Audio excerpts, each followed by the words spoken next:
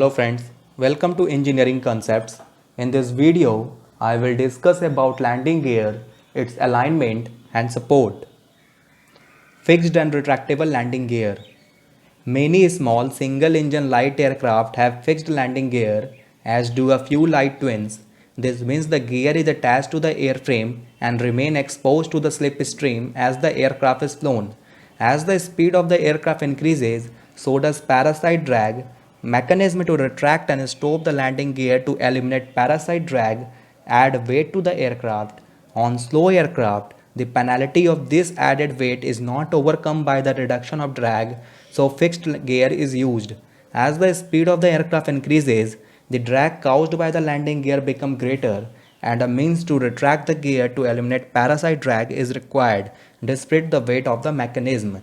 That is the main disadvantage of the fixed landing gear is that it causes parasite drag because it is exposed to the slipstream as the aircraft is flown. But some small light aircraft uses this fixed landing gear to reduce the overall weight of the aircraft because retraction mechanism added much weight to the aircraft.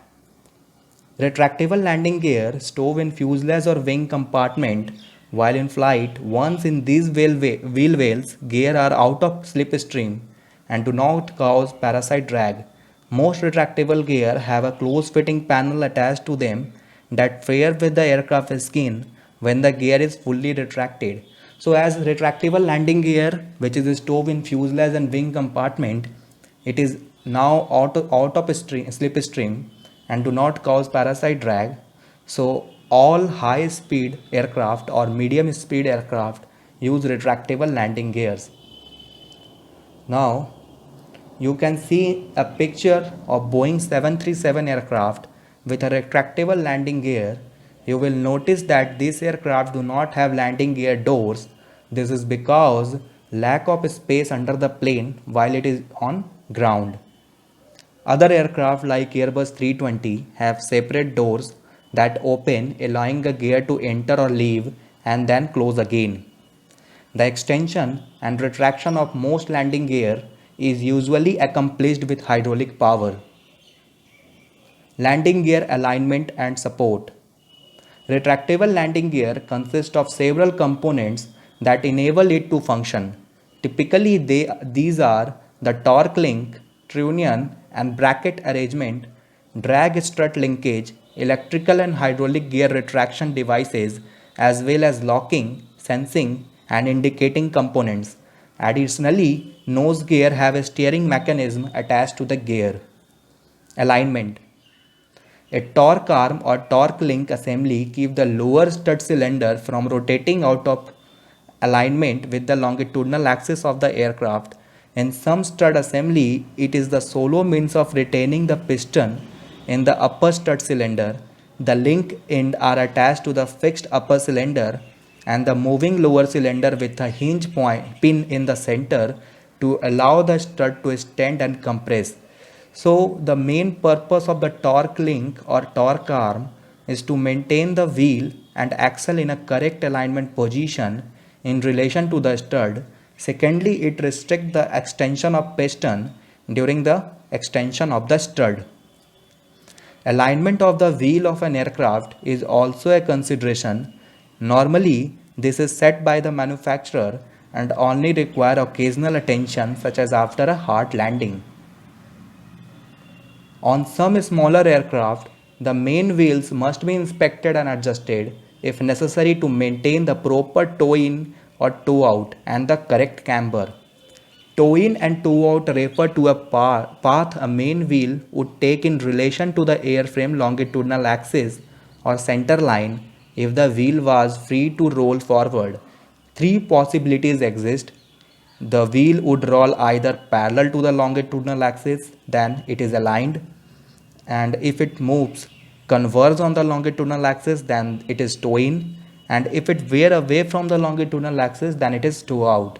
Now you can see in this picture, the first one is the wheel aligned are parallel to the longitudinal axis of the aircraft, that it is okay, it is aligned. In the second one, you can see the wheel path crosses forward of the aircraft, that it is that the wheel moves converge on the longitudinal axis, then it is toe in. And in the last one you can see the wheels veer away from the longitudinal axis, the wheel path diverges forward of the aircraft, then it is toe out. A general procedure for checking alignment on the light aircraft follows to ensure that the landing gear settle properly for a toe-in toe-out test, especially on the spring steel stud aircraft. Two aluminum plates separated with grease are put under each wheel. Gently rock the aircraft on the plate to cause the gear to find the at rest position preferred for alignment check. A straight edge is held across the front of the main wheel tires just below the axle height. A carpenter square placed against the straight edge create a perpendicular that is parallel to the longitudinal axis of the aircraft. Slide the square against the wheel assembly to see if the forward and aft section of the tire touches the square. A gap in front indicates the wheel is toe in, and the gap in the rear indicates the wheel is toe out.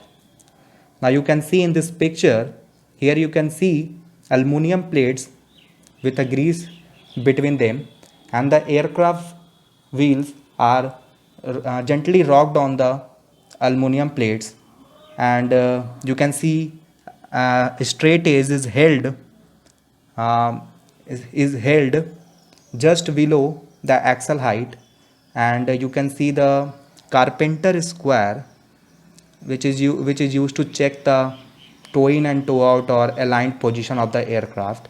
Now slide the square against the wheel assembly to see if the forward and aft section of the tire touches the square.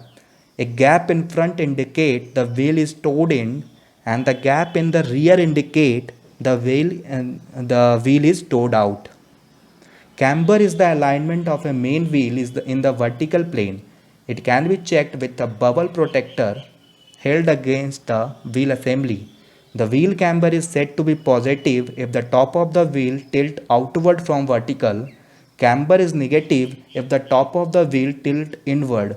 Now you can see in this picture, you can see a bubble protector, you can see the wheel assembly. Now you can see if the wheel camber is tilt inward, then it is called negative camber, and if it is tilt outward from vertical plane, then it is called positive camber. Adjustment can be made to correct a small amount of wheel misalignment. On aircraft with spring steel gear, tapered shim can be added or removed between the bolt on wheel axle and the axle mounting flange of the stud. Aircraft equipped with air-wheel strut typically use seams between the two arms of the torque link as a means of aligning toe in and toe out. Follow all manufacturer instructions. Now you can see in this picture, in the first one you can see an air-wheel strut typically, and you can see the torque link here, and seams are added or removed between the two arms of the torque link to adjust toe in and toe out. In the next one you can see seams are added or removed from the bolt on wheel axle or axle mounting flange of the stud for the alignment of the wheel. Support. Aircraft landing gear are attached to the wing spar or other structural members, many of which are designed for the specific purpose of supporting the landing gear.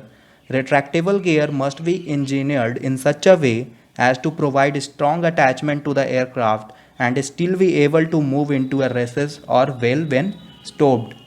Trunnion. A trunnion arrangement is typical. A trunnion is a fixed structural extension of the upper stud cylinder with bearing surfaces that allow the entire gear to move. It is attached to the aircraft structure in such a way that the gear can pivot from the vertical position required for landing and taxi to the stop position used during flight. That is, the main purpose of the trunnion is to structurally support the landing gear in bearing the weight of the aircraft when it is not flying, and its adjustment is such that the gear can pivot easily from the vertical position to the stop position. Now you can see a trunnion here. While in the vertical down position, the trunnion is free to swing or pivot along. It can support the aircraft without collapsing. A drag brace is used to restrain against the pivot action built into the trunnion attachment. The upper end of the two-piece drag brace is attached to the aircraft structure and the lower end of the stud to the stud. A hinge near the middle of the brace allows the brace to fold and permit the gear to retract. For ground operation, the drag brace is straightened over center to a stop and locked into position so the gear remains rigid. Now you can see in the picture of a drag stud, its upper end is attached to the aircraft structure and the lower end is attached to the landing gear stud. There is a hinge point in the middle of the brace. From here, it can fold and permit the gear to retract. Its main purpose is to restrain the pivot of the trunnion. So this is all about air landing gear, its alignment and support. We will discuss further on landing gear in our next video. Thank you for watching.